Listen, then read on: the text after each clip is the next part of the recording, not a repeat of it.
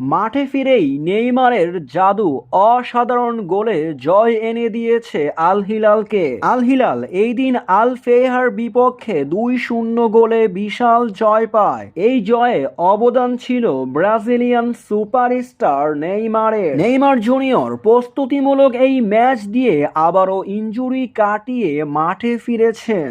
মাঠে ফিরেই যেন নিজের জাত চিনিয়েছেন এই ব্রাজিলিয়ান সুপারস্টার। এই ম্যাচে আল ফেহার বিপক্ষে প্রথমার্ধেই 1-0 গোলে এগিয়ে যায় আল হিলাল। যেই গোলটি এনে দেয় নেইমার নিজেই। নেইমারের গোলের মাধ্যমেই লিড পায়। আল ফেহাকে প্রথম দিক থেকেই চেপে ধরে তারা একের পর এক আক্রমণ করে যাচ্ছে তাদের গোলবারে।